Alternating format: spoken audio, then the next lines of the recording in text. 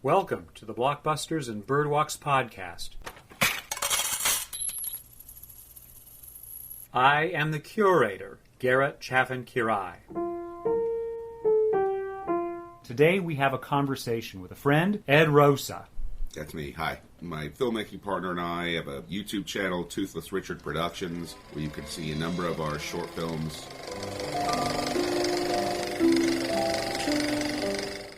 Turn me on, goddammit. Yes, please. Please bring it, Ed. Turn me on, comma, goddammit, exclamation point. Yes. I first heard of this movie, I want to say 10 years or more ago. It's 2011 when this movie is released, in a very limited way in the United States, and in a relatively limited way in Europe. It's Norwegian, which means it's difficult to sample any sound from it because they're not speaking English. Yeah. Much of the music is also not in English, though not all of it. Yeah. And it's very good, too.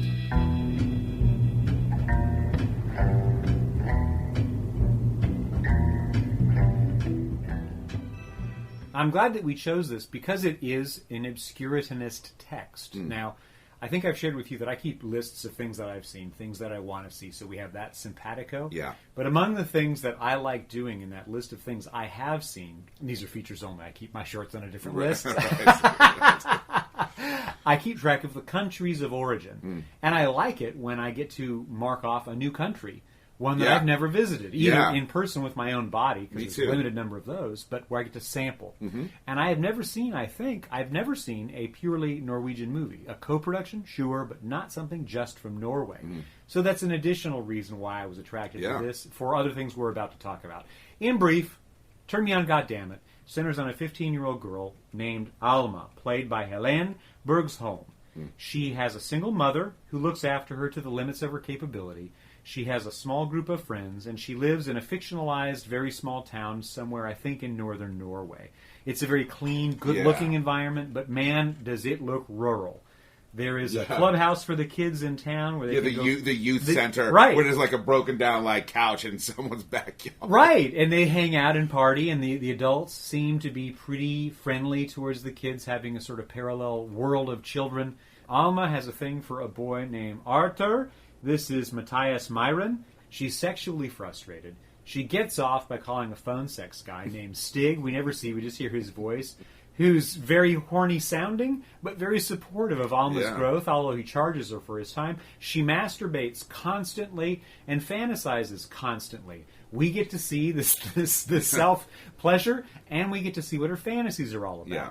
The problem is that her best friend's sister is hung up on Arthur and spoils things when Arthur, one day at the youth center, literally pulls his erection out of his pants and jabs Alma in the hip.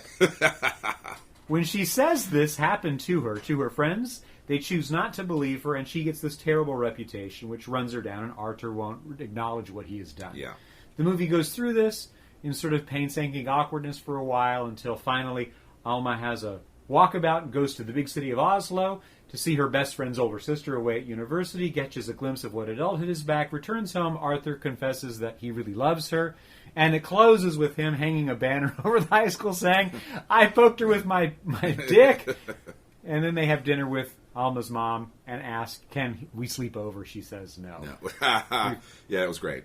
Now, as a one-time teenager, experiencing all the sexual frustration, all of the emotional confusion, all of the inability to find an in-group that this character Alma experiences in Norway, though I experienced it in Southern California, made me feel this was plucking the universal harmony of youth everywhere in the world.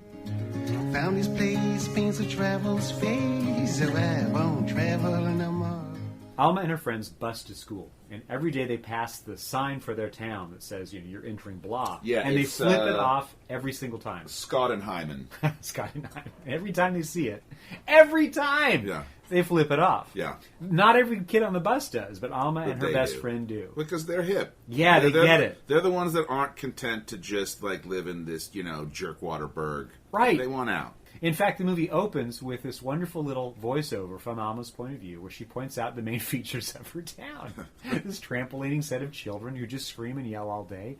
A dog, some sheep. Yeah. A bus stop. The youth center.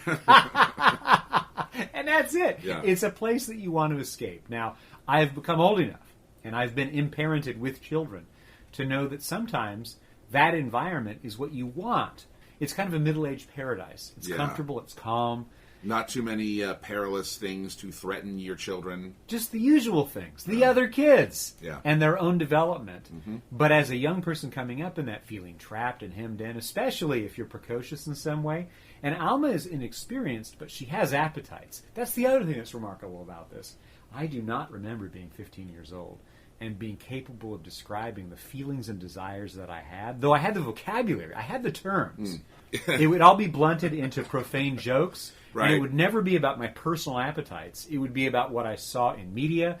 It would be about what I heard an older kid did. It would never be about what Garrett wants. Yeah, what you saw in the filthy Hustler mag that you found under like the leaves under a bush somewhere. Totally, which happened. You know, I'm grateful that you mentioned Hustler in that exact bush construction because yes, that happened. Yeah, well, that's one of the things too that I really did appreciate. It's told from Alma's perspective, and so we are getting sort of the teenage girls version of the lust of youth, right? That when the hormones are raging.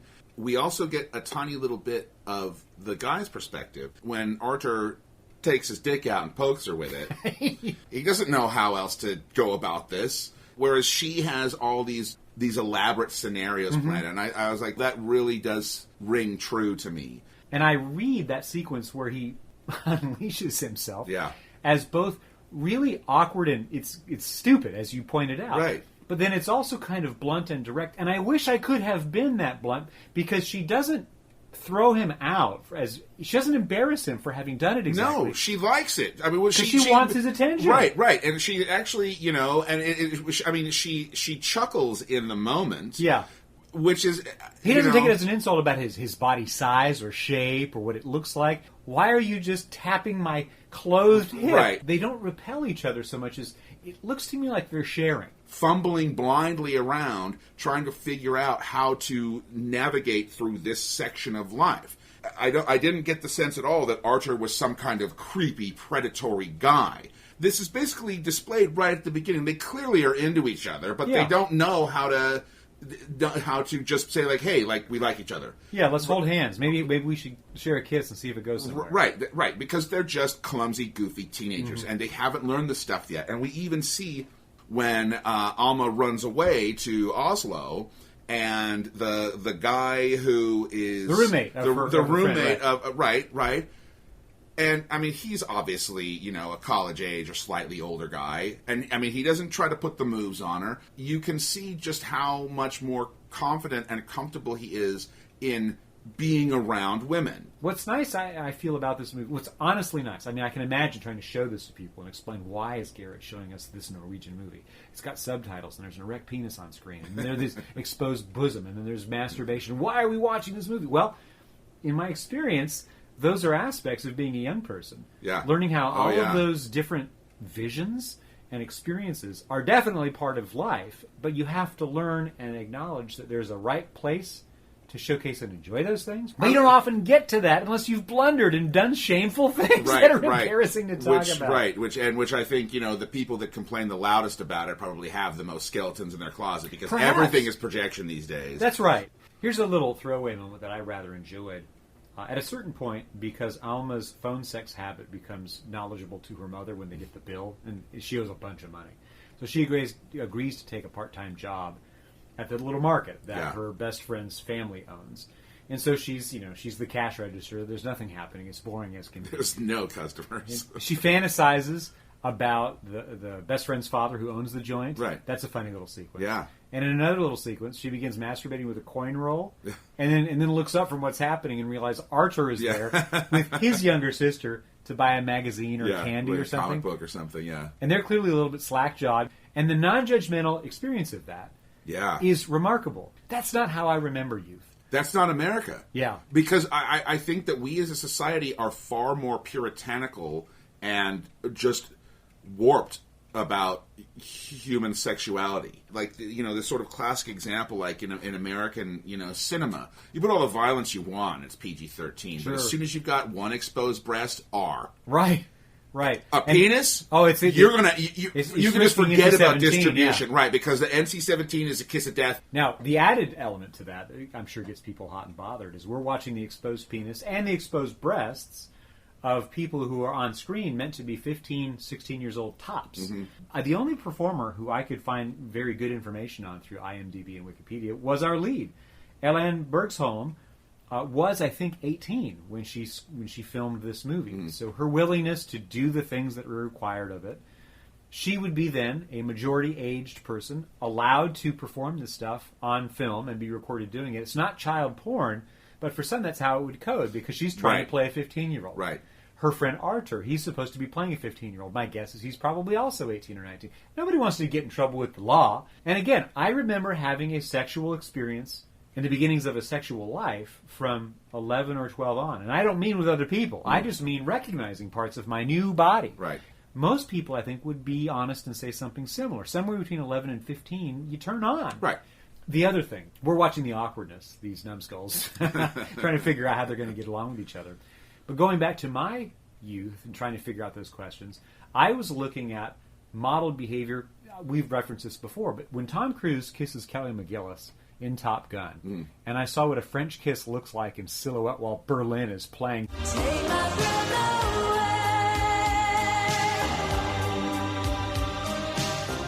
away. It was definitive of what sex making is. Mm-hmm. But those are adults who have gotten gym ripped and they're clothed a certain way and they're lit in such a way, and that warped my thinking about everyday realities that a kid my age then might experience if I could be direct enough, kind enough, and attractive enough to somebody who might want to do any of these activities with me. Right.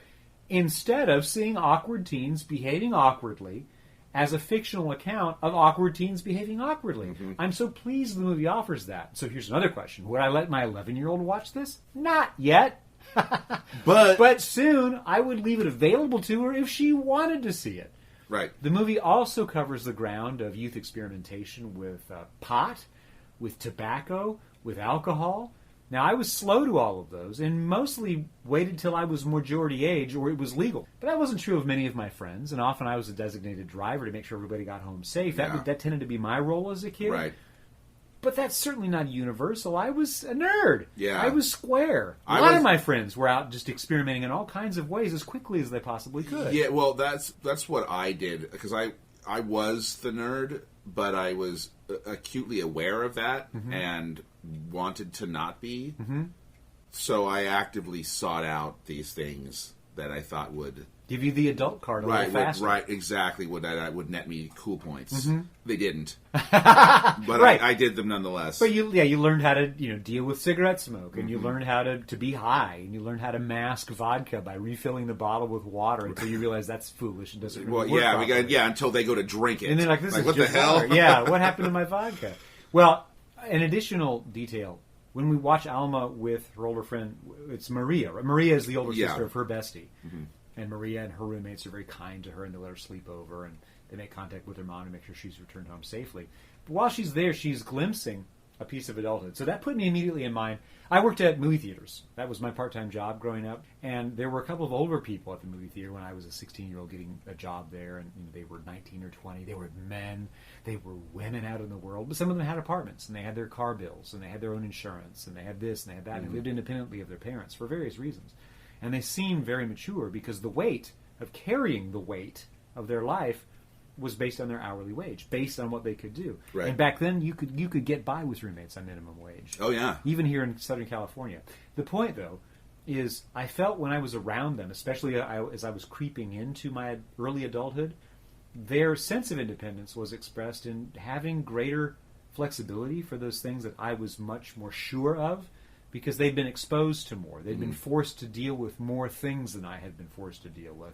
And they weren't as restricted in what they would accept. Right. When Alma returns from Oslo, she's different because she sees her small town, not just for the place she flips off when she goes by the sign in the morning on the bus on her way to school, but as just a small place. And there's a much bigger world. Right. She got a sample of it. Right. It isn't just the thing of like fantasy and dreams anymore. She's actually had like a taste of there is something beyond this. It gets better. Yeah, it's that Dan Savage mission about queer youth coming of age and having to suffer through queer-phobic families or societies, it gets better. Because high school is awful. Oh, yeah. Kids are the most evil people on the planet a lot of the time, and when you're trapped in that world, it's totally life-threatening. But if you can somehow find a way to just get a sample of there is a reason to live, there is something else out there for me. It's not where I'm at now, but this is only temporary, and I'm going to get there.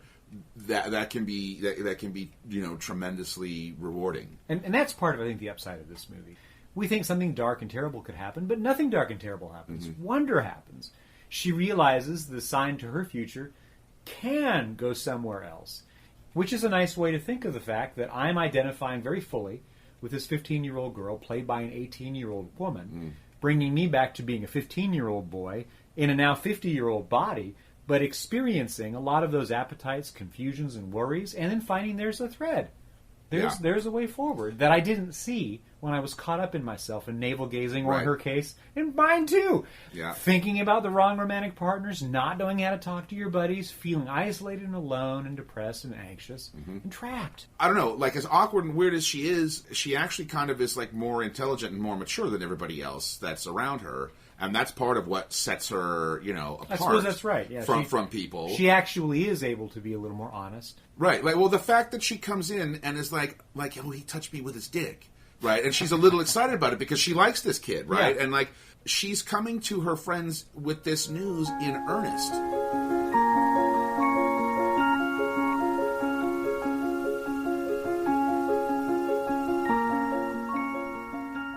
Although this debuted in Norway in the summer of 2011, it had a very limited release in the United States in the spring of 2012.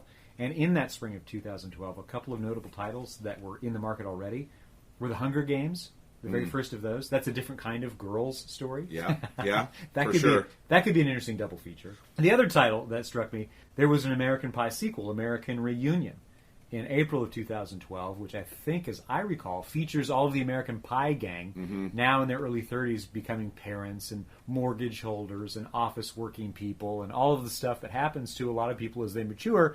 Again, it's that crowd that naturalized a certain idea of humor around boys' sexual appetites with the original American Pie. Seeing them now as quasi-middle-aged people are headed that direction. And then, of course, the season concluded more or less with the Avengers demonstrating the might of the MCU and firmly establishing a very, very saccharine idea of sexuality against archetypal, beautiful men, and then a couple of women who hang out with them wearing tight pants who serve them more or less, and that's Giorgio playing her role as Black Widow. Black Widow, yeah. Turn Me On, Goddammit doesn't do any of that, and I think it's to its credit that it shows up in this moment as a breath of different air. That if I had gone to see, I would have said, well, geez, why can't we have much, much more of this? And maybe a bit less of the other. And even the international release, from what I could determine, it only earned, $1.5 million, and I'm guessing that's probably in Northern Europe, and Northern Europe alone. Because we're not alone, this culture of America, in thinking that focusing on youth sexuality is, well, it's one of the last taboos that we're really not invested in. Yeah, which is crazy because, it's just that way of thinking about it that keeps it that way, kind of, to me. It's funny because we're sitting here talking about this movie. We clearly both enjoyed it, but I just know that, like I always say, nothing makes an American audience turn on a film faster than a penis.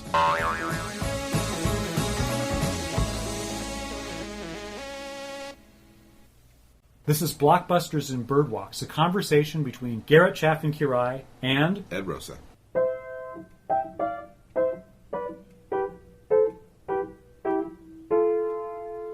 Boop boopity doo.